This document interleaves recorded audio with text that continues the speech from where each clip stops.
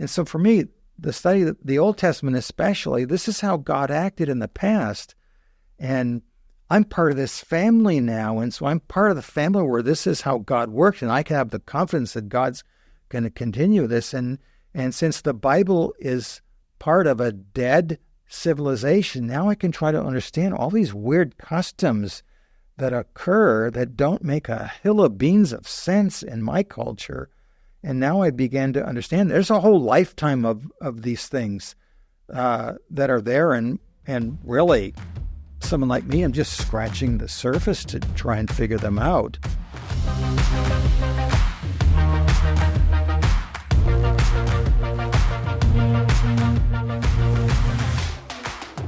All right, welcome back to another episode of the Paid Forward Podcast. I'm one of your hosts, Keegan Walls, with my co-host, Austin Seward. And today, we have the pleasure of sitting down with Mark Chavalas.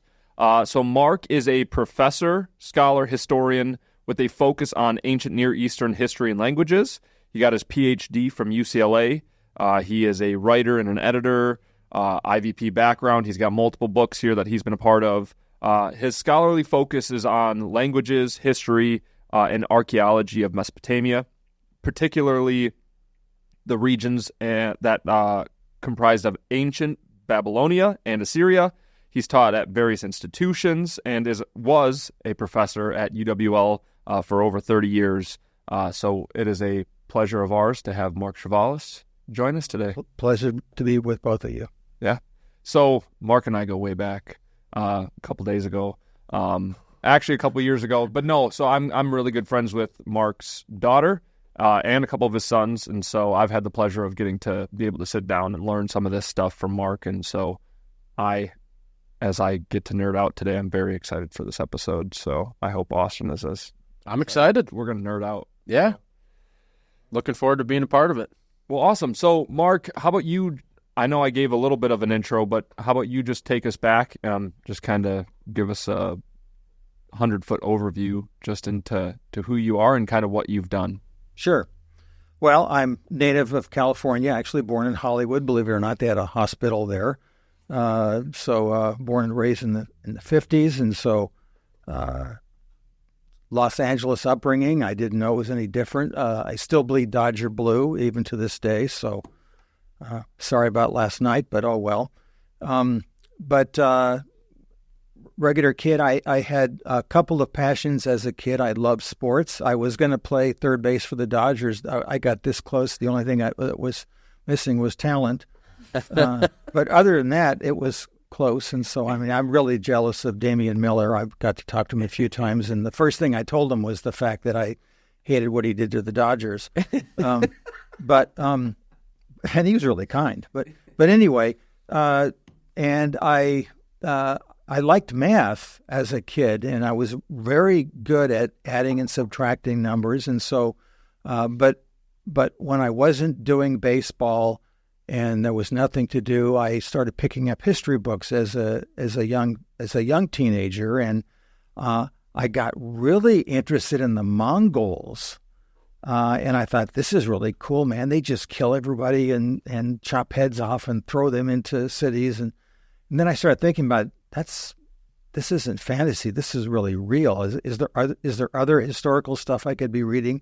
And was raised in a Christian home, so I loved the Bible. And so I began making connections between history and the Bible. But when it was time to go to school, to college, first one in my family to go to college, I went to the closest school. It was San Fernando Valley State, which will later be called Cal State Northridge. We called it Nowhere. But so I went there as a math major for a couple of years, and I was fine for the first year or two. And then all the numbers started becoming Greek letters and all these other weird signs, and I just got lost. Obviously, I'm talking about calculus and other things, and I could not pass lower division calculus.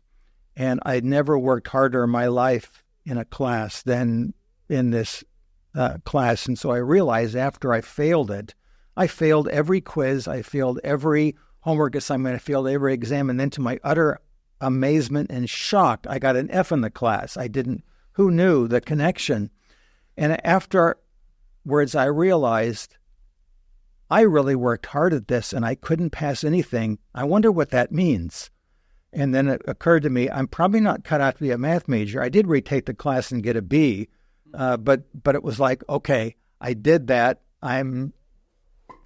This isn't going to work. And say, well, maybe I could just salvage a degree in history. That's the fun hobby. And so I started taking a history class. And since I had read everything, I knew what the professor was going to talk about. I even knew that Napoleon was going to lose the Battle of Waterloo. I've actually had Napoleon win the Battle of Waterloo on campus here once or twice just to see what the student response was. And Midwestern students are very congenial, and they assume that if you're telling me something, it's true. And so I said, isn't there a problem with Napoleon? He didn't win the Battle of Waterloo. And one of them said, I didn't even know he got as far as central Iowa. Anyway, back to reality. So I loved history. I liked ancient history. Part of it was maybe even inauthentic, like, wow, this is really cool. I know stuff that nobody else has really studied. And by the way, that ends up being a conversation killer, not a conversation starter. But I liked history. I liked the Bible. When I was done with my 4-year degree, I was working in the grocery business, lower level management, making really, really good money. But I wanted to keep on my studies. And so I talked with the ancient professor at Cal State Northridge saying, I'd like to keep on doing ancient history. Where could I go? And he says, well, not here. I said, well, I'm sort of tied to Southern California. He says, you have to go to UCLA. I said, okay. So I went and applied and somehow got in, and they sent me to the Greek history professor because I just liked ancient history. And the first thing the fellow told me was, well, I would encourage you not to come into the program. I said, well, why not? He says, well, you're never going to get a job out of this. He spent 20 minutes. He was very powerful and theatrical. And after he was all done telling me why I shouldn't enter the program, I said, well, can I come in anyway? This is just fun. I like it as a hobby. He's, well, okay. He says, well, but I don't think you're cut out for Greek history. All you talk about is Mesopotamia. I said, well, you don't do that here? He says, well, we do, but it's not me. And so he sent me over to the Mesopotamian guy, who was Giorgio Bucciolati, who was a northern Italian, very elegant, sophisticated man. And he interviewed me and said, we're going on a dig next year and you're coming with us. I said, I thought to myself, that's really interesting. I didn't even like sandbox as a kid. I hated getting dirty. And so I'm thinking I wonder if this is a good match. And I thought I was just studying history. And he says, I also do languages. In fact, most of your study will be studying ancient languages. And I'm again thinking to myself, I want to do is just study history. I'll just read the books. Isn't that all you need to know? No, you have to study the languages. So anyway, I got into the program and really didn't know anything better. I was probably 2 or 3 years into the program when my faith began to be real to me. And so before it was all intellectual. I was raised in a solid Presbyterian home. Theology, I mean, I knew all theology. In fact, I would have friends who would ask me questions because they suspected that there was something missing. So they asked me questions, and my answer was, oh, I know that. But they could tell there was something missing. I know it was all in the head and not in the heart. So at some point, I'm already in a master's degree program. God became real to me, and all the things that had been happening. So I knew I should pray, but now I wanted to. I knew I should go to church. Now I really wanted to. I started singing the hymns and realizing, oh my goodness, this is real. The first hymn I remember singing after, I won't sing it, don't worry, is the first line, years I'd spent in vanity and pride, caring not my Lord was crucified. I said, oh my goodness, this was for me. And so anyway, so that my faith became real, but I was already in a program. Obviously, UCLA is a secular school. If I would have known any better, I probably would have gone to a Bible college and or a seminary. But God had other plans, even though I had no idea what was going on. He did. He's guiding me through this. I really love this program. I'm excited about it.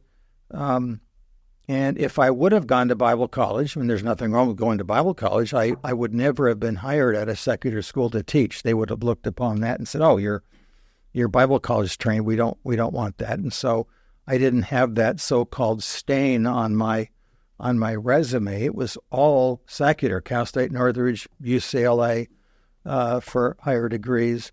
And this is now the late 80s, looking for work. I had taught at Cal State Northridge for about 5 years as a part-timer, and it was very fulfilling, but it was a dead end. They had about a dozen of us in the history department who were part-time, and I was near the bottom of the pack. Some of them had written 3 or 4 books already, and they still couldn't get full-time work anywhere, and so I had to be willing to go anywhere, and this was anywhere. I knew nothing about the Midwest except the Packers were very much hated by us in Los Angeles, but we respected them. That was the Lombardi era. The Vikings were hated but disrespected. But in any event, so I knew next to nothing about it. I knew about cows and cheese and et cetera. My mother had been born in Iowa, and I thought I would connect with my students here when I first came. And they said, no, Iowans, we make fun of Iowans. I said, why? Well, because they're rural. I said, La Crosse could fit in a park in Burbank next to me. Well, now, of course, being here for half my life, I can spot an Iowan from 50 meters. I'm obviously joking, but anyway. So we got here in the late 80s, my wife Kimberly and I, and it's been a fun ride. But they were looking here at UWL for somebody who did ancient history and archaeology. And I did go on digs, and I don't know if we're going to talk about that yet. You'll ask me that in a minute, I'm sure. But anyway, so I had a 3-part background: history, languages, and archaeology. Took a really, really long time to work through all 3 of them. I consider myself a historian who has masqueraded as an archaeologist and has done languages, but I'm not a linguist. And I'm equally incompetent in a lot of different of these different ancient languages. But anyway, and the Bible part became very interesting, and so much of what I do is trying to understand the background to the Bible, especially the Old Testament. My tongue-in-cheek statement is, someday I should get to the Bible. Of course I have, but I'm immersed in trying to understand context, because the Old Testament's really hard to understand for a variety of reasons that I might get into in a minute here. Awesome. So how many years were you then studying in California? Like, how long did that all those programs and learning all those things take? Well, let's see. I finished my undergrad in 4 years plus change, summer, and the graduate program beginning in 1975. So if you look at it in terms of coursework, it took about 8 years after that. And then the dissertation took me about 4 years to work on. So about a dozen years after that. It doesn't take everyone that long. But since I was still working in the grocery business and doing quite well there, I wasn't in a gigantic hurry. And my director wasn't in a big hurry for me to finish because he was dragging me onto the digs every year. And so if I had gotten a position somewhere, I wouldn't be digging as much or easily. So in any event, it took a long time, way too long. Well, let's talk about those digs. So then how many digs did you end up going with him, and where were your digs located? I went overseas 7 times, and 2 of them were double seasons where I had 2 different digs, so 9 seasons of excavating. We went over to present-day Syria. This is in the 70s and 80s, okay? So our relationship with Syria was not good. It still isn't, but it wasn't good then. they were tied to the Soviet. This is Cold War age at this point. And so in order to get into Syria, you had to be invited to come. And so if they didn't like me personally or had any suspicions about me, I would not be invited to come. And you could only be there for 2 weeks at a time. We got away with that by basically getting there on a 2-week visa, and then our Syrian representative would take all of our passports and travel down and cross the border into Iraq, have them stamped, and then come back, and that had to be done every 2 weeks. When we were up in the north, they would do it through Turkey. So in any event, so in the 70s and 80s, I went on these digs. The primary site that I worked at was a place called Turka. It's not mentioned in the Bible, but it is an old Babylonian site, roughly the time period of what Abraham would have been, so somewhere between around 2000 and 1500. I can't give you an exact date for Abraham. If somebody tells you they can, be suspicious.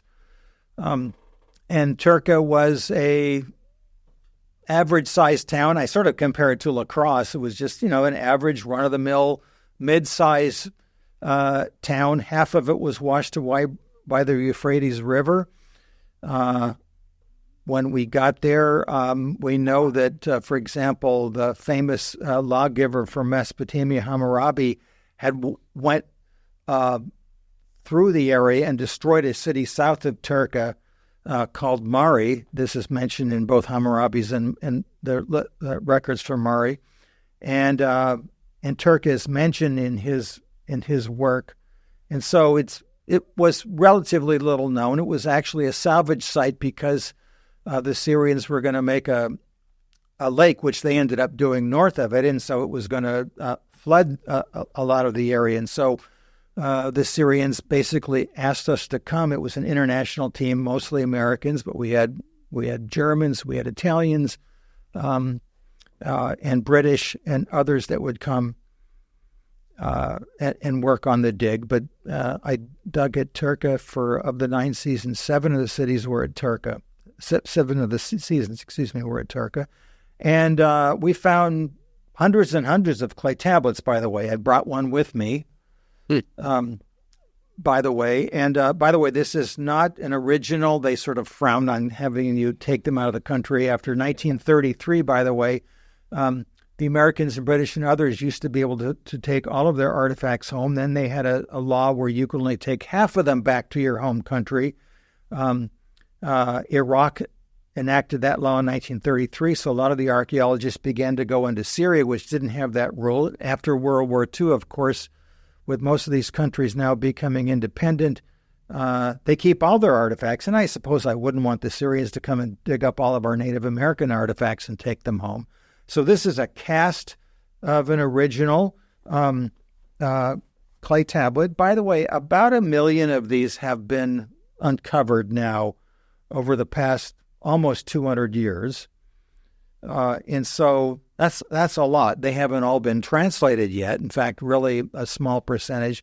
I'm going to take a wild guess, maybe 10 or 15% have been actually translated. You have to find a lot of starving PhD students that can work on this. And of course, you can look and see the similarity between your iPhone and a tablet. The only natural resource that you have in Mesopotamia along the Tigris and the Euphrates River is clay, and they were able to use it to basically as a mode of writing. And they weren't thinking about this, but of course, when they began writing on clay, and if you, of course, leave it there, if it's sun-dried and buried eventually, it will last for a very, very long time. If it was an important tablet, they would bake it. Either way, we have uncovered, we collectively, about 1 million of these. A couple, 700,000 in Iraq and Syria, lots in Iran, even in Egypt, because it became the international mode of communication, lots in Turkey. Only about 100, not 100,000, but 100 in Israel, because Israel was a backwater area. And so the cuneiform, this is called cuneiform, wedge-shaped writing, was not used very much there, although they have actually found a few fragments in Jerusalem. Most of these, by the way, are broken that are found. And so it would be as if, can you imagine somebody finding this in a couple thousand years if it happened to survive? But first I rip it up and just shred it, and you have to try to put together, oh, by the way, it's in a different language and script, and all things that make it much more difficult. This, by the way, happens to be a sale contract. I mean, it wouldn't be that exciting if in 5,000 years they found all your Walmart receipts and nothing else. Like, wow, another Walmart receipt. Oh, it looks like he brought something called mayo chop. By the way, mayonnaise, and you can buy it. But anyway, this happens to be a land sale contract. It has the name of the buyer and the seller, where the plot of land is, basically the address. It's next to this field, etc. By the way, the main character in this is a guy named Puzerum, which his name means sleepy, and I don't know where the other seven dwarfs were. But he was probably short if he was a Mesopotamian. The script is called cuneiform. Now, script and language aren't the same, because I could actually write English with cuneiform script if I wanted to. You could write English with any language if you wanted to. I wouldn't advise doing that, by the way, but the point is this happens to be written in Akkadian, which was the primary language I learned. A more popular dialect of Akkadian that would be understood by your audience would be Babylonian. And so I can, in fact, when I taught this at UWL, I called it Babylonian, figure I get a better audience. The first time I taught it as a regular class about 25 years ago, I got 55 students to sign up. And I asked a lot of them, so why are you here? I said, well, this looked really interesting. I mean, dead language, that'd be cool. I said, yeah, you'll be the first on your block. And by the way, of those 55, over 30 of them survived. I mean, I think they all survived, but I mean, over 30 of them stayed with the class. And they wanted a second semester, and some of them wanted a third and fourth and fifth semester. I ended up having some students who did 6 semesters with it. Now, the language itself is really interesting because it's a great uncle to Biblical Hebrew. Kind of like if you study Spanish and Italian and Portuguese and French, and then somebody says, did you know that there's a language behind it? And of course, that's Latin. This would be not a direct ancestor, but like an older, like an uncle, like I said, to Biblical Hebrew. And so the languages actually are remarkably similar. The script is not, the languages are. Okay, so anyway, by the way, to get back to this particular sale contract, it has the terms of the sale and the penalty for breaking the terms, which would be a monetary penalty. And unique to Turkey was hot asphalt would be poured over your head. Sometimes they reverse the order. I think I would prefer the hot asphalt first because then I wouldn't care about the monetary crime. On the back of the tablet, by the way, if you want to be really sophisticated, the term is reverse. They have a list of all the witnesses, and you probably can't tell, but on the side of this tablet, all the sign it's all the same side. It's this sign. It's the sign for witness. Literally, it's the term for old man. And they have the witnesses, and some of the witnesses get paid. They're probably important. And then it has the date on the bottom. Cool, the date, like what, 1722 BC? No, it says the year in which the king fought, did such and such. And actually, it's a year date. They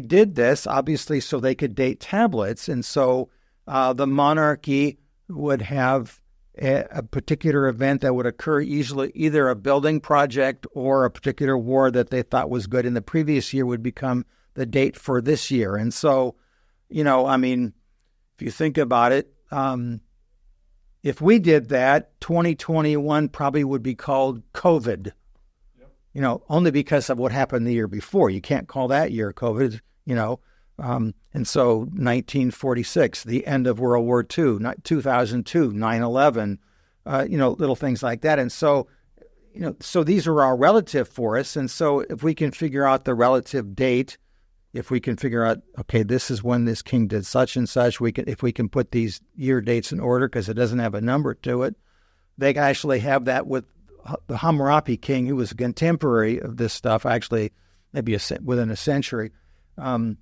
He had 43 year dates, so he ruled 43 years, and the Germans have been able to put them in order. We can't do that with some of these. But anyway, and then the very bottom it has an indentation of the hem of somebody's garment, which evidently makes this legitimate. Kind of like in Mark 5 when it talks about a woman grabbing the hem of Jesus' garment. This is what happens if I was a prophet in Mesopotamia and I just went to a king and gave him a message, or at least, or the tablet came, they would have the hem of my garment and probably a bit of my hair, hopefully not a lot of it, but and that would be attached to it. I don't know how you legitimize that.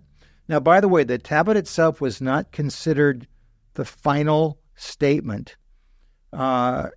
This was simply a record of what was legal. And so if you bought a house for me or bought a plot of land, and let's say it's 10 years later and either one of us has died and your descendants are saying, I don't think that was right. Something's fishy and maybe you still owe the money.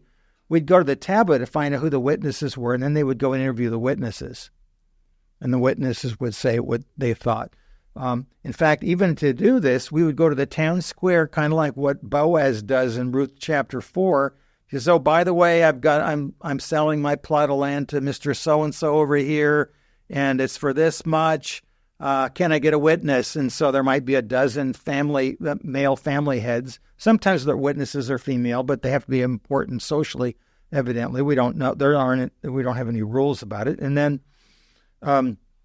they would be put on here, and if they're big wigs, they get paid. We're not told anything about how this works. In fact, if we had a manual telling us how this works, we would need another manual telling us how the manual works. To be reading these ancient texts, this is a dead civilization. It's dead as a doornail. The cuneiform writing system died out about the 1st century after Christ, leaving no survivors, and because of that, there's no living informants. In fact, when we learned Akkadian in school, of course we'd have to do some pronunciations, etc. I'm sure if we could transport an Akkadian to the present day, they'd be giggling at my bad accent, or it's like, "What are you saying?" or the like. And so, anyway, thousands of these have been found. Every type of genre that you can think of is already being addressed. You're having trouble with your children, there are tablets about that. If you're angry at your boss, you want to write love poetry, a law code, anything you can think of is already being addressed in general 4,000 years ago. And so human nature hasn't changed any. What does it have to do with the Bible? Well, Abraham's from Mesopotamia. He's from Ur of the Chaldees, which was one of the major centers. Thousands and thousands of cuneiform texts have been found there. And so Abraham is a Mesopotamian. That doesn't tell me anything about his ethnic background. By the way, I think he's probably an Amorite. I don't have time to go into that. But he's minding his own business there when God calls him out of Mesopotamia. And he, of course, ends up in Palestine, which would basically be, you have to think of Abraham. He's kind of like, if it was the present day, Abraham would be a New Yorker and God would call him to Iowa or Nebraska maybe or whatever. In other words, he'd be calling him out of the big city to a land that's desolate. And, it's like, I'm sure Abraham Iowa's was probably pretty accurate. Yeah. To continue with the joke. But the point is, Abraham, I'm sure, is thinking, "Are you, really? You want me to go where?" And of course, that dialogue is not in the Bible because the Bible wants the reader to be thinking about these obvious questions. But the Bible is a product of this dead civilization too, and this is probably why the Old Testament is so hard to understand. Hard to understand unless you can understand. It's harder now that I've started studying it. I have a lot more questions. I didn't even know what questions to have. Yeah. So So those kinds of items were the main finds of your digs. Have you gone on digs or been invited back to go do cool digs since your time? There were some opportunities. None of them were easy. Once I came out here in the early 90s, I was going to go back to a dig, which is called Tel Crea. I went there once, and I was going to go back in the early 90s, but the funding we didn't make funding, and so I didn't go. And so since I was teaching here and I considered myself a historian who had done archaeology, I looked back on it and said, this was really great. This helps me understand, intimately understand what I'm reading and studying. It was a great gig while I was there. Had a young family. It wasn't something I was now aspiring to. So I have not been on digs since the late 80s. Yeah, no, that's awesome, though. And cool that you got to find a bunch of texts that you can read and nobody else can. So my next question would be, so you are in California. You come out to UWL. Was this a brand new program you're starting?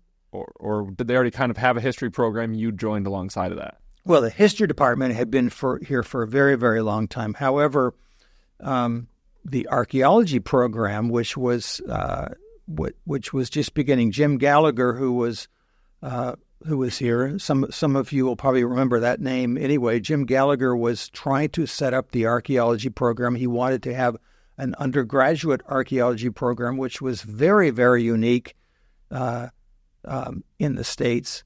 And so the position that I was filling was history/archaeology. They wanted an ancient historian who had done or was doing or was familiar with archaeology. And so though I was not officially hired by the archaeology program, I was hired by the history program. I was supposed to now, coordinate with them, and the archaeology program was being prepared. It did not become official until the early 90s. So I'd been here a couple of years sort of helping to set the groundwork, although my setting it up was pretty passive. Like when it's set up, your courses are set up. And so all of my upper level courses were cross-listed with the archaeology program, where there would be a course on ancient Mesopotamia, ancient Greece, ancient Rome.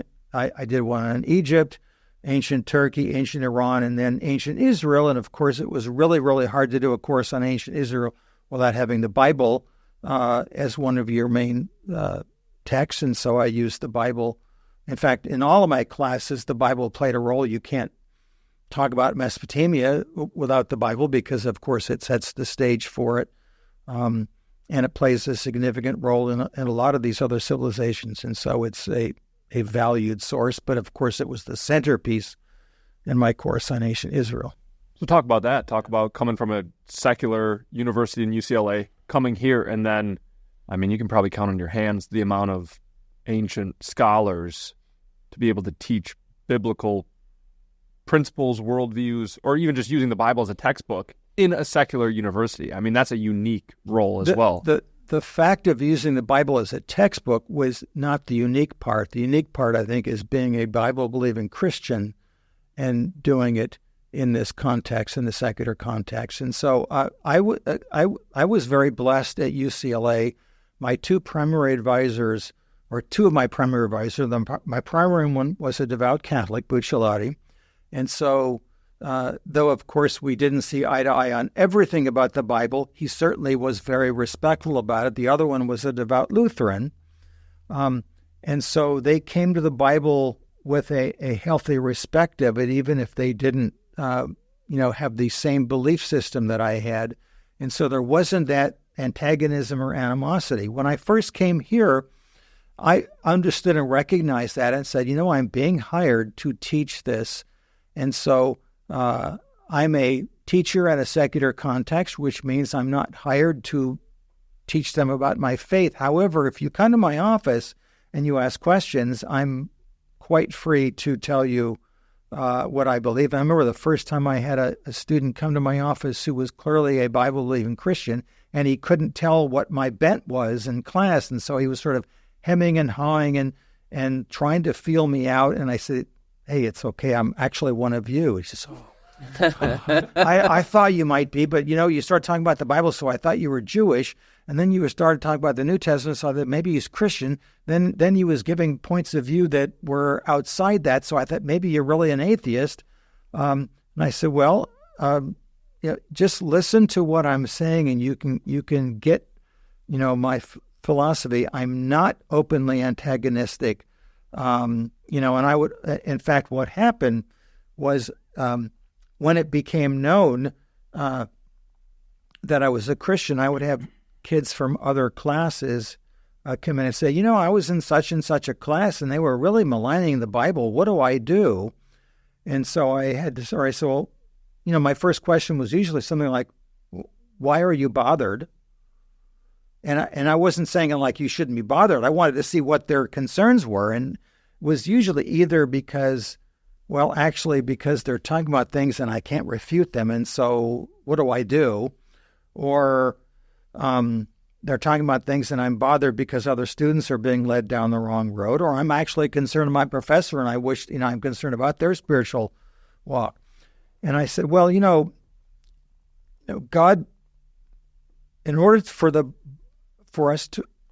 one to believe in the Bible and to God, you have to believe it makes sense. It first has to go through your head. If I tell you, I believe that there's a lion right outside the door, well, that doesn't make sense because I have no reasonable expectation that there's a lion out there.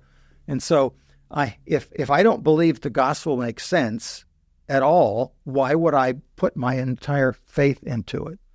And so I said, all right, if you're intimidated by a professor, the professor probably knows more than you do about their subject, wouldn't you think? That's probably why they're getting paid and you're not. And so you're probably not going to beat them at their game. And so, think about it. What's the basis of your faith? Is it the power of your intellect or is it your faith? I mean, really, if you think about it, when I was 4 years old, I could recite Jesus loves me, this I know, for the Bible tells me so. And frankly, everything I've learned since then are footnotes. Expanded footnotes. And so my faith, hasn't changed at its core, and think about, I know you have kids. And so when they ask those profound questions that I remember my kids asking, does God have a wife? Or, what's Jesus doing up there? I'm thinking, I could give you a sophisticated answer, but it really isn't any better than the answer that I knew when I was 4, and is just more sophisticated in my ignorance. And so I'm telling students, find out why you believe. And so if you're really swayed by this, you have to decide whether or not you've made this faith real. If I made this faith real, then whatever you throw at me intellectually, I can say, well, I'm going to go study that more to try to understand why I can't answer that. And if I can't resolve it, then I leave it up to God and say, God, I can't resolve this. And guess what? I have a lot more things I can't resolve now than there were 40 years ago, because I'm learning more and saying, oh, this is a lot more complicated than I thought it was. Oh, this isn't so simple. I thought it was really simple. And now it's less simple, but my faith, and I'm not saying that I'm strong in faith, I'm saying, but faith is the thing that I have to rely on first. This is why, by the way, I don't often use the term inerrant or infallible for the Bible, though I believe it is. Those are all negative terms. Like if I was going to become a Christian, I'd say, well, tell me what it is. Don't tell me what it isn't. And I said, well, Paul tells us what it is in Romans 1:16-17. It's the power of God. That's the point. So if you find something that you think is an inconsistency, are you relying on your ability to resolve it, or are you relying on God? Because, God's the author of the Bible, and he's the one behind all this. Rely on him, not on yourself. That which reminds me of, I know when we met probably a month ago, what I really liked, one little statement you told me was... Just one? Or go ahead. Yeah, the rest was above my pay grade. No, but you talked about a lot of people with the Bible and wrestling with these things, whether or not they're students or people out in the world. is everybody's getting all flustered and being like, their faith almost seems to dissolve because they're like, I can't understand this thing or I can't understand that from the Bible. And you're like, my faith's in Jesus, not what I can understand from the Bible, which we're going to be on a lifelong process of trying to understand who God is and understand the Bible more deeply. But my faith's in Christ, not necessarily on what I can or can't understand right now in this time on the Bible. But I have sympathy with that because that's exactly where I was when I started this out 50 years ago, where I know this is all true. And I remember taking my first Bible class at Cal State Northridge. It was a class in the New Testament. A wonderful Catholic priest, Father Joseph Grispino, nicest fellow, but he did not believe that Jesus actually spoke a lot of the things that were in the New Testament. And a lot of us in the class saying, what's the matter with you? This is the Bible, and so, but by doing that, he encouraged us to realize, all right, I'm going to destroy the entire fabric of this liberal secular culture. This is terrible. And of course, once I got into it, I realized these people for the most part, aren't trying to deceive. They're trying to work through it at their own, and some of them have personal faith, some of them don't. But they're not trying to destroy, at least they're not trying to destroy the fabric of the Bible. They're trying to understand it. And that's, of course, what happened at the very beginning in the 1840s when they began uncovering clay tablets. The Victorian world was quite excited about it, like, wow, we thought these were just really cool stories that were morally based. To find out that there's a historical background to them, that's really neat. And then they found out by the 1870s and the early 1900s, they found the Hammurabi Law Code, and it was very obvious that the Hammurabi Code was at least a half a millennium older than Moses. How can this be? How can there be law codes that look so much like the biblical law codes, but they're much older? Did Moses copy? And of course, that was a very big problem. Because of that, people were suspect of the cuneiform scholars. We call ourselves Assyriologists. I won't go into why. It's a sort of a misnomer, but it sort of caught on and it stayed permanent. But and so they were suspect of it and figuring that these people are translating these things incorrectly to malign the Bible, which was not the case. But they became suspect. And so those who studied the Bible and those who studied Mesopotamia sort of went their separate ways. And people like me who try to have one foot in both are relatively unique. In fact, Mesopotamian scholars, when I go to conferences, oh yeah, that's the Bible guy. Biblical scholars, oh yeah, that's the Mesopotamian guy. So it's like, a foot in both means that you're part of neither. I sort of exaggerate, but anyway, what was your question again? No. I know you got something. Yeah, I was just going to ask, do most people who aren't believers are put off by the Bible and the Old Testament? How could that be real? Like that's made up, that's fake. Like as you've learned more, has your faith grown in learning more about the Old Testament? And I guess second question is, do generally people in your field, are they believers? Like they're learning about things that actually happened in the Bible. Are they believers or are they not believers? Let me take the second one first. There probably are as many believers in this field as there are outside the field. In other words, I don't think there's any particular thing. Those who study the Bible carefully, I suppose there's a warning. If you really get deep into the weeds here, you have lots more questions that are unresolved and you can't figure out easily. And so if you already have a personal faith, then I think that you're going to withstand the difficulties. But if you think you're going to go in here and resolve all your issues, that's a significant problem. And so there are many who are like me, who are believers. Many people who, by the way, let's say, went to a Bible college or a seminary and then went to, let's say, a place like Harvard or what have you, often lost their faith. And I've talked with a number of them and got to know them. And some of them, it's like, well, I can tell that their faith wasn't necessarily personal to begin with. And so this rocked their boat. And so if your faith is based upon your intellectual ability to understand and resolve these issues, I don't see how it's going to sustain itself. Okay, so it had to be a personal faith. And so how has it deepened my faith? I think it's a subtle thing. Your faith is deepened by obedience and submission. And so this helps me understand the bigger picture better. It's kind of like, let's just say, this isn't going to happen, but let's just say I decide to adopt you, okay?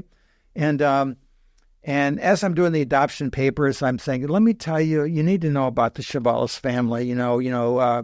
My Grandpa William came over from Old Country in 1908, and you're saying, stop. She says, I really don't care. I just want the benefits, beneficiary, Austin, I'm saying, no, I don't really care about the family. I'm thinking, I'm really hurt. I mean, this is our family. This is what has happened to our family. We withstood this problem, and we were Greek Americans living in Southern California, and this is what happened to us, and et cetera. And you don't care, but you're taking our name, and so for me, the study of the Old Testament especially, this is how God acted in the past, and I'm part of this family now, and so I'm part of the family where this is how God works, and I can have the confidence that God's going to continue this. And since the Bible is part of a dead civilization, now I can try to understand all these weird customs that occur that don't make a hill of beans of sense in my culture. And now I began to understand there's a whole lifetime of these things that are there, and really, someone like me, I'm just scratching the surface to try and figure them out. And so does it help my faith? I suppose it gives me a more general overall confidence. And so, and I suppose somebody can anticipate the question, well, what if I never get to study all this stuff? And my answer is, that's okay. I said, I compare it to when we had our TV. When I was born, we had a little box TV, black and white, and it was, probably 8 inches or 10 inches, whatever. We thought it was really cool. My dad was a tech person. He bought Heathkits, and so he basically, anything electronic in our house, he built from scratch. He would buy the kit and make it, and so we had a really cool TV. And looking back on it, I said, man, that's really primitive. But, if I wanted to watch a baseball game in 1958 as a little kid, I could watch the game, and it would be really fun. I could tell what team was which, etc.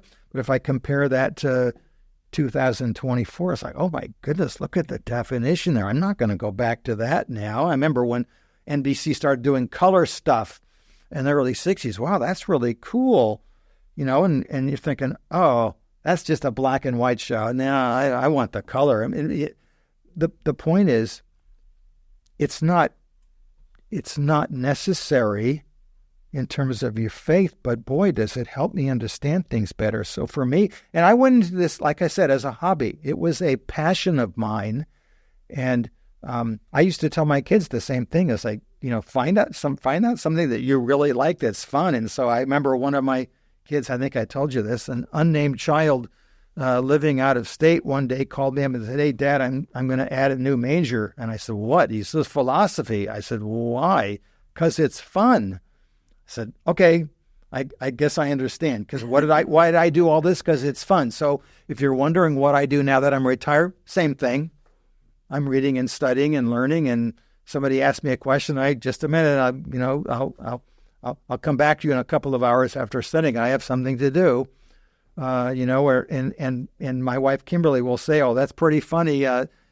He'll know that I got an email from some, odd person on the other side of the world. Hey, Dr. Chavalas, what do you think of such and such? And I'll write back, I've never thought about it, but I'll give me a day or two, and I'll answer you. And so these things are weird and fun.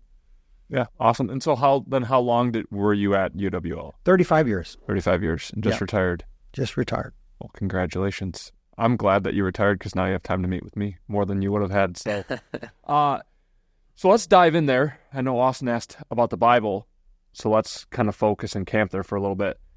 For the normal person, which we would be included in that. You're saying I'm layman. not normal. Yeah, all right. I get it. I get it. Yeah, you are not going to be, for the sake of this argument, you are not going to be considered the layman. I am the layman. For the layman, what's the biggest misunderstanding? Because your focus is on the Old Testament. When people read Genesis, beginning of the Bible, what's the biggest misconception, in your opinion? I'm going to go general rather particular with this. I think the biggest problem is you think about it is that when you read the Bible, you naturally want it to apply to yourself. Okay, and of course, ultimately, that's the goal. However, and this is I'm using a phrase that was coined by one of my co-authors, John Walton, and I don't even know whether he originated, but he said, the Bible was written for us, but it wasn't written to us.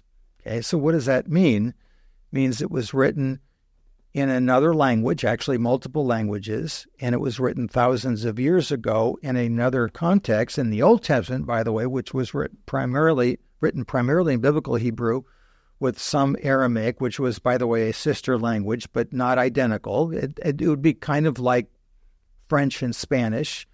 And of course, they can't communicate to each other, but they could probably understand if by looking at it, oh, that's that verb or whatever. But the point is, these are languages that are very, very ancient, and they were put in a very, very ancient context. The civilization that they were put in is dead.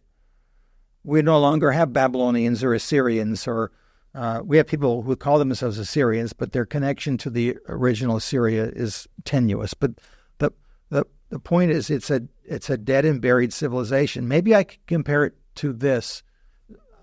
I'll get to the point, hopefully. Can you imagine if we have one book left from our civilization? It's now 5024, and it's Mark Twain's Huckleberry Finn.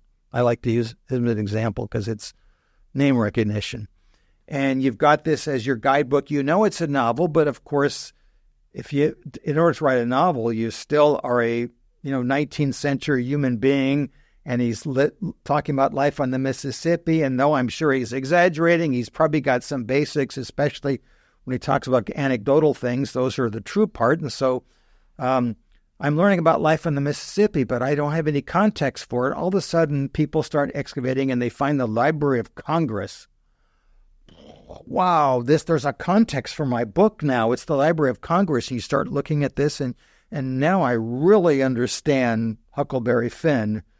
Because of the Library of Congress that we've just unearthed, and it's this English language, etc. And oh, by the way, they spoke British English over here. And you're learning all these things, and now I really understand that. That's really what has happened with the Bible, is that it has opened up to us. Now, why is this a problem with, let's say, Genesis?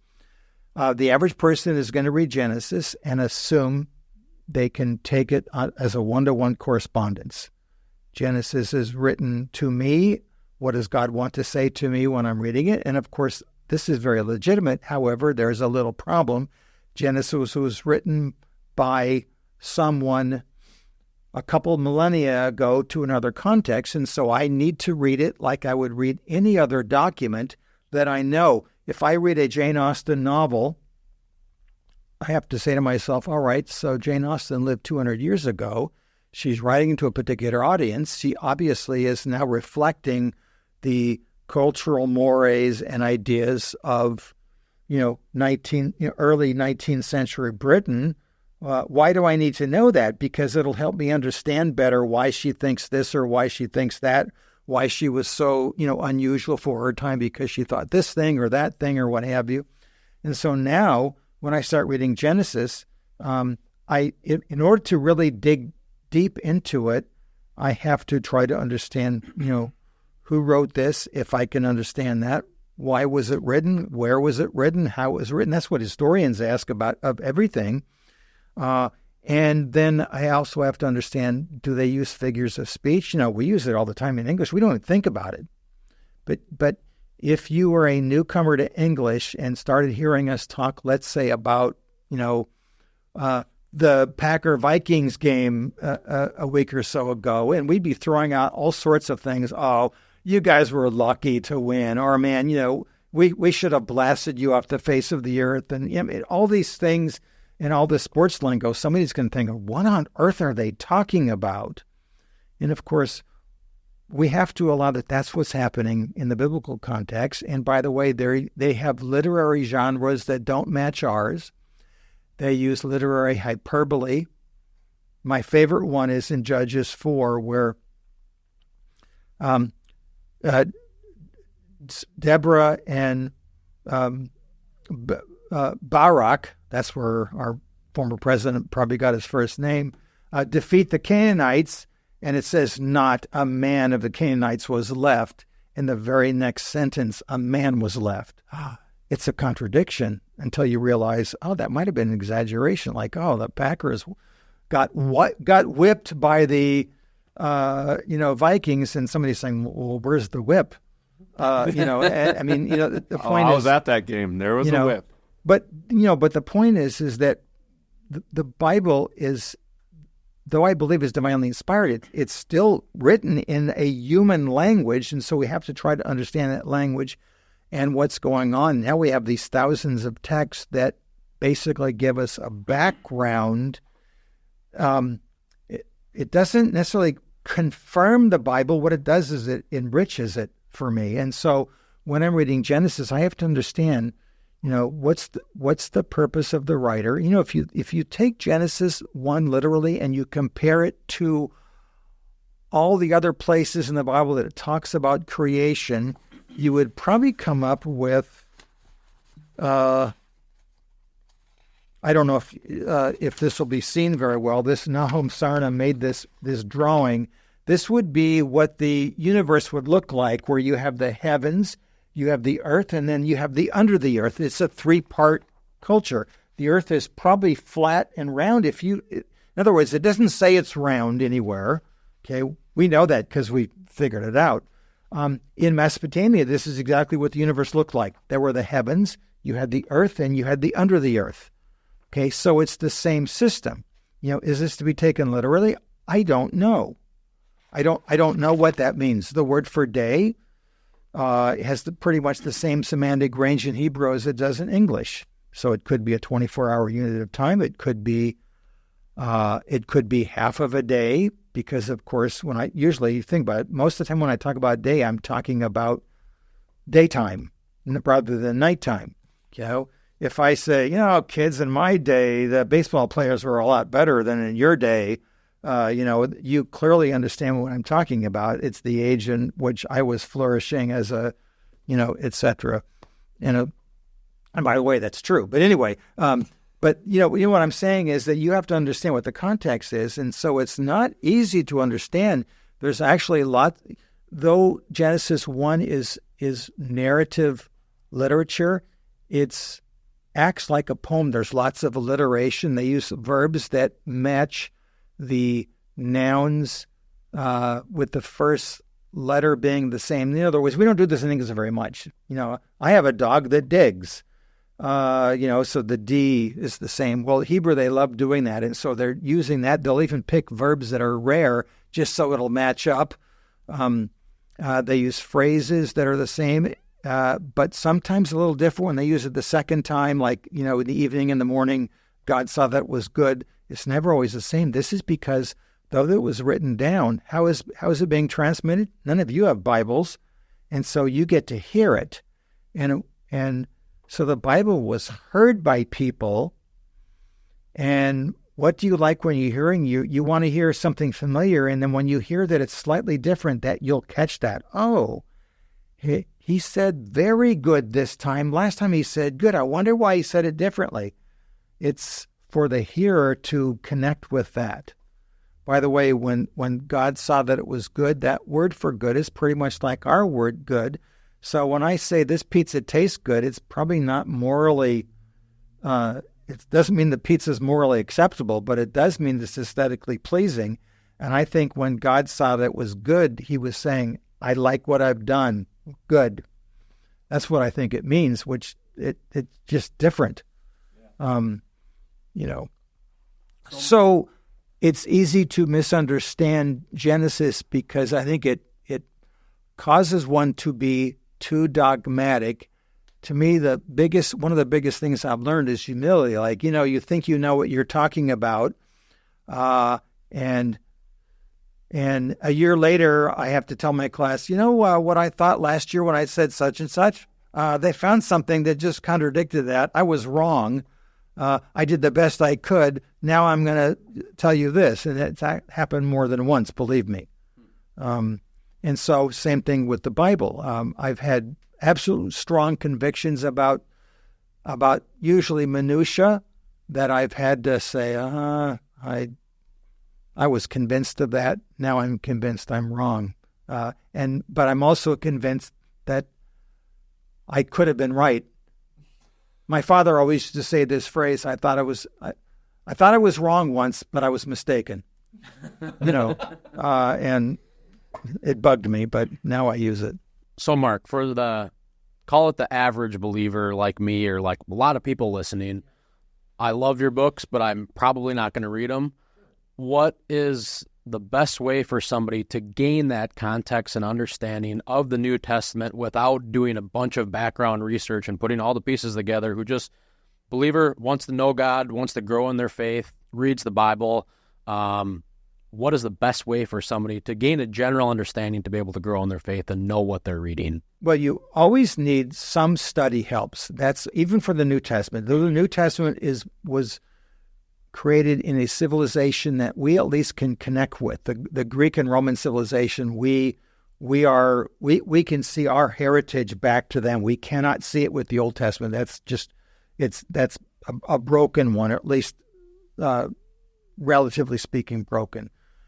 You still need study aids, and so this is why, in fact, it was John Walton who came up with this idea of having a background commentary, which is basically an overview. We did not write a commentary on every verse. We wrote a commentary on particular verses which seemed to be difficult and could be understood in the outside context. And so you see this weird custom that happens, etc. Then we'll briefly comment on it. And so there's one for the Old Testament. There's one for the New Testament. Craig Keeter wrote that one. His one volume in the New Testament is bigger than ours, even though the New Testament's bigger. And so three of us sort of gang together. John Walton coordinated, and he would basically say, all right, go attack 1 Samuel, Mark. And so it is, when you're done, okay, go work on 2 Samuel. And when you're done. And so we just worked on it kind of like that. This is in the old days, even before email. And so we worked through this stuff. Well, no, we just started email. But anyway, so there are study aids like that. And there are just an enormous amount of study aids online. And so people will ask me, I'll look at one thing. What's the one thing or this or that? And I usually will interview them and find out, well, what are you interested in? What's the type of thing that you would like to do? And then sometimes I'll say, give me a day or two to think about what I think would be good. In the same way, I suppose, like if I'm a used car salesman and you want to buy a new car, I might want to ask you, so, are you a little old lady that only, travels once a week or what do you need this car for? I probably would want to find something that would be useful for you.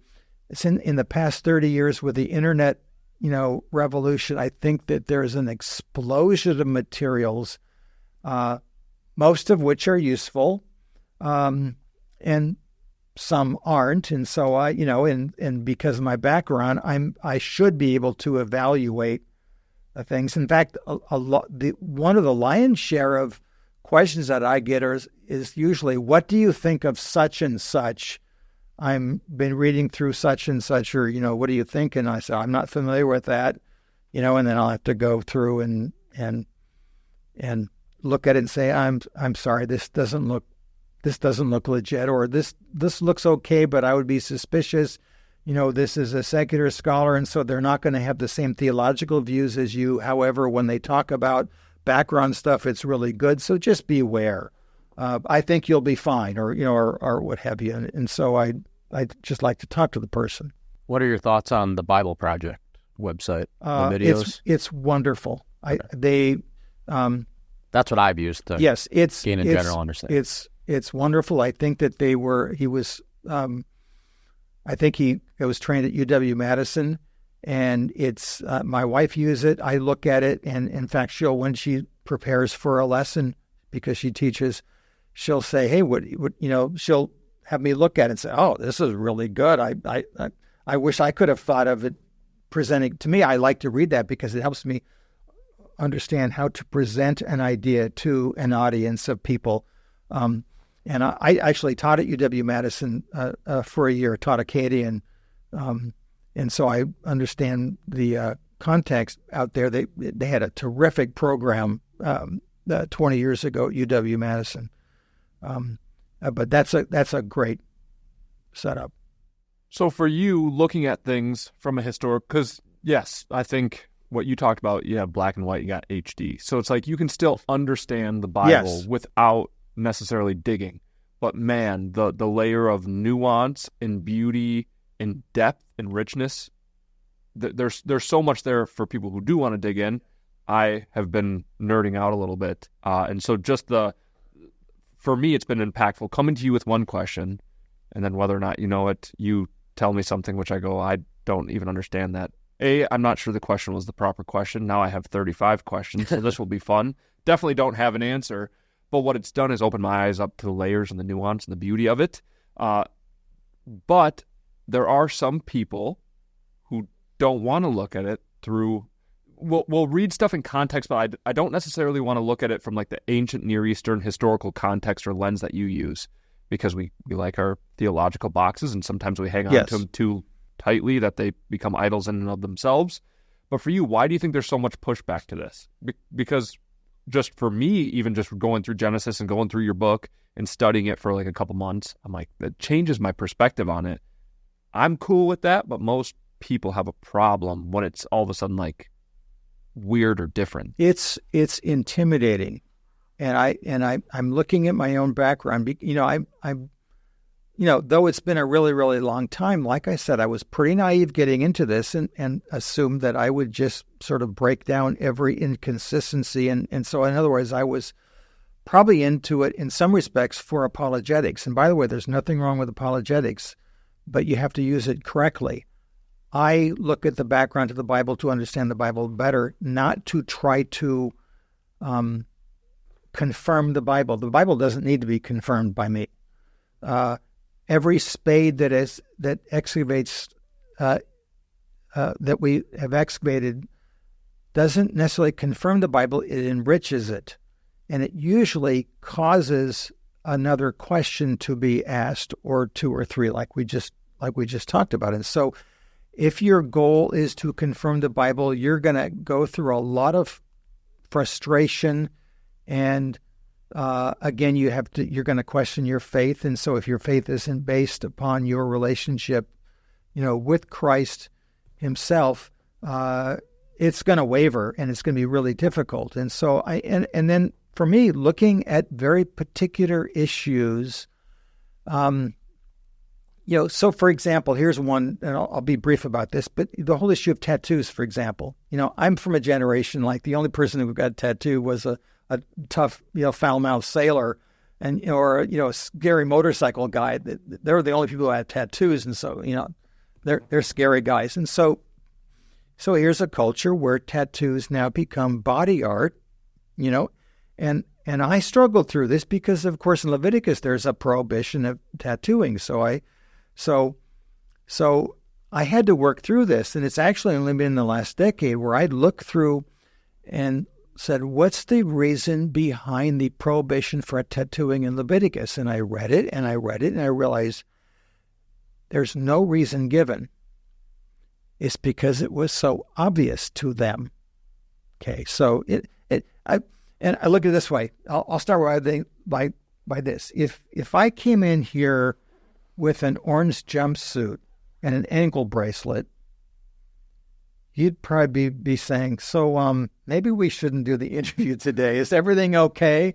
And you, of course, would think maybe I, broke out of the joint or something. In my day, of course, it would be black and white stripes. But anyway, so in other words, you would look at that and know exactly what's going on with me. I need to get a wardrobe change. I've been incarcerated.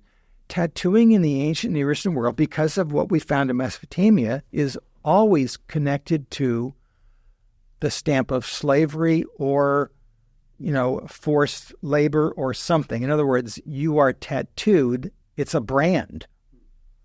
And so it was branding. And so think about it. Why are you not to tattoo yourself? Well, first of all, if let's say Moses is writing this to a group of Israelites in Egypt, they're all tattooed anyway right now. They've got their brand probably. They have the brand. Anybody who's a slave has their ownership brand. And by the way, if I own you and I want to sell you to Austin, you got to get a new brand, by the way. And if you want to run away, you got to try to scrape and where do they put the brand? They'll put it on the hand, but usually they'll put it somewhere behind the ear or something. But in other words, the branding was there. And so if we understand tattooing as branding of slavery, it's probably a prohibition of don't tattoo another Israelite. In other words, don't do this.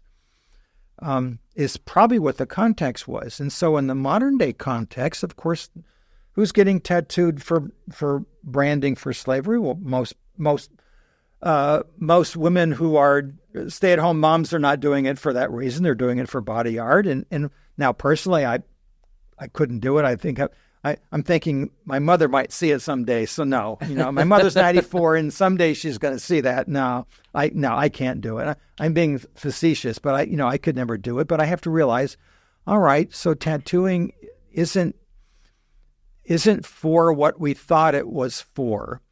God even, by the way, says euphemistically, he gets a tattoo in Isaiah 44. He says, I'm going to tattoo you on my hand. And of course, what he's saying is I'm going to remember you. You're the apple of my eye. Another figure of speech, by the way. I'm going to, here you are. And so it gives it a different perspective on it. And so if somebody wants to get at tattoo, I would still say, just understand why you're doing this and it's important. And so, don't be frivolous about it because, of course, that might stay with you for a while. But the point is, it changed my mode of thinking about it. And so now that it's a different texture to it. And that has happened with a lot of things that I work through. Does it change my whole theology? No, but it just gives me a different perspective and a sympathy for what might be happening, because it would have been easy to say, anybody who has that tattoo, I don't care whether they're Christian or not, that you forgot about this prohibition, but the next question should have been, what was the prohibition for? Yeah. Otherwise, you'd have to excommunicate your son-in-law because he's pretty tatted up.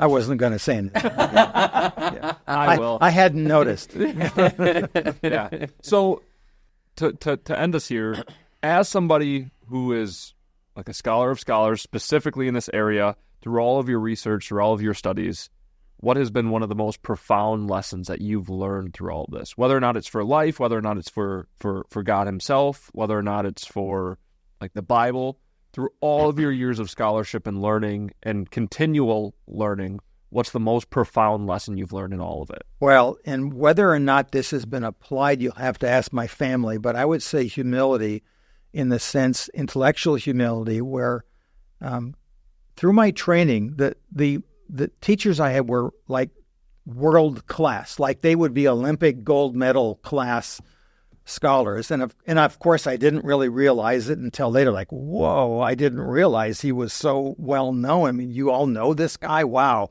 And oh yeah, he's like the top person in the world on such and such. And so And I realized, man, they really know stuff. I remember the first time I answered a question in Bucciolati's class.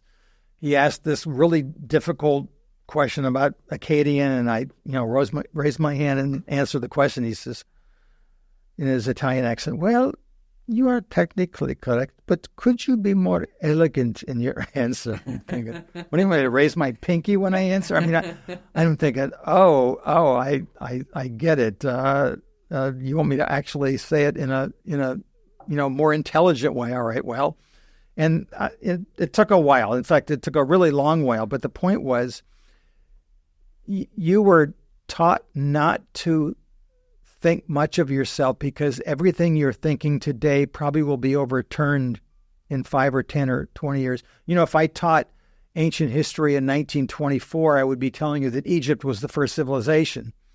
Then decades later, we were now convinced that Mesopotamia was. Now we're not so sure.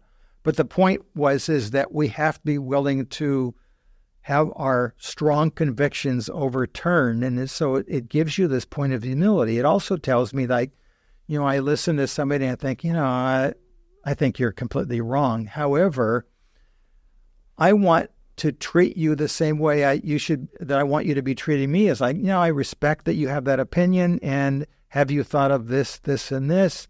And I don't always match up to this, but it forced me to be, really, it's the golden rule applied to, intellectual currents, where I'm going to do the best I can, realizing that I don't really know very much. It's the Socrates idea that the more I know, the more I realize I don't know.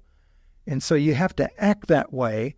And so that's when, you really know a lot. So yeah, but you should see the stuff that I really don't know. And I know a lot less now than I did when I was 20, because of course I'm much more aware of the things I don't know. So I should be acting on that. It's not always easy. As a Christian, you want to, take away from self. And so, yeah, you want people to know this and know that. And it's hard not to put yourself in the middle of it. And so, it's no different than anything else. You have to keep on praying, less of me, more of you, God. And then you actually have to pray and mean it, I suppose, because that doesn't always happen. How often does our flesh get in the way? Every time you blink.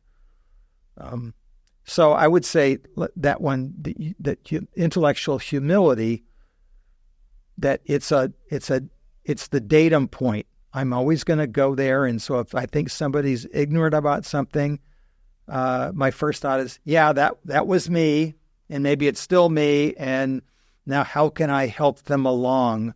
I was interviewed recently by a fellow who followed a crackpot guy who thought he was a Sumerian scholar. Sumerian's another one of these obscure languages. And I had to tell the guy, actually, this fellow studied Sumerian on his own, and he didn't know what he was talking about, and let me show you why. But I did it in a way that you could tell they were open to it rather than fighting against me, even though I knew that I could tell that they didn't agree with me, and they didn't want to agree with it because it didn't fit their context. And so I have to look at it that way too. Why don't I agree with this? It's because I don't like it, and it doesn't fit my narrative or my ideology. I better rethink my ideology, And I'm not very good at it, by the way. Sometimes it takes a decade or longer to go through with it. And so, and I look at heaven in the same way. You think about it. God's infinite will be benefiting from being in his presence for eternity. Learning about God will never get there. And so I even think about, God looking at us now. Think about it. If God was comparing what you know about Mesopotamia, what I know, you might think, oh, he knows a lot more. God's basically patting me on the back. That's a good boy. In the same way that I would probably look at, when my kids were 4 years old and they're running along and he asked a great theological question. I said, that's a good boy. Now run along and play. That's what I think how God looks at us. If you only knew what you didn't know, and you'll be spending an eternity learning about those things and never getting to the end, which is great.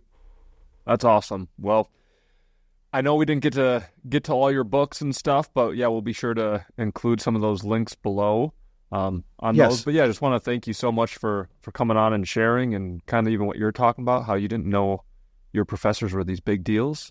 You're kind of a big deal. I know you don't like to talk about it, but in terms of this, like the ancient Near Eastern world, Old Testament, Mesopotamia, scholars, you're a scholar of scholars in that area, and so I mean, pretty cool that we have you here and Thank you. You're in our community and area. So, and you did ask how people can get a hold of me, or that was so you can get a hold of me through my email. Should I tell them the email? There it is. Say it. Oh, mchavalas, so mchavalas at eagle.uwlax.edu. And I'm always happy to respond. And there you go. So if you have a question, you might respond. Give me a day, but you do get back to us. But just so you know, when I give questions to Mark, I got to answer back. And I said, dude, I don't even know what you're talking about. I at least have some resources to dig in, but one time you responded and I go, you're so smart. I am so not. If you plod along for 50 years, you better know something. Think about it. If I was an electrician and I've been doing it for 50 years, I probably should be able to tell you how I do my work. And somebody's been doing being an electrician for 50 years, I would say they have a PhD in electrician. Okay, and so what's the PhD for me? It's a union card. If I didn't have it, I couldn't have gotten my job. When we hired people, I hired lots of people after I came. First thing we looked at, you don't have the degree yet. Come back to us when you have your degree, and we'll talk about it, because you have to have the end degree to do such and such. Awesome. So that's all it is. Dr. Mark Chavalas, the man. The myth, the legend. Thank you. Thanks, Mark. My pleasure. Hey, everyone. Thank you so much for listening and supporting the Pay It Forward podcast. If you want to find out more about how you can support the podcast or become a sponsor, please click the link below or visit our website, payitforwardpodcast.com. Again, thank you so much for your support, and we hope that you can find a way this week to pay it forward.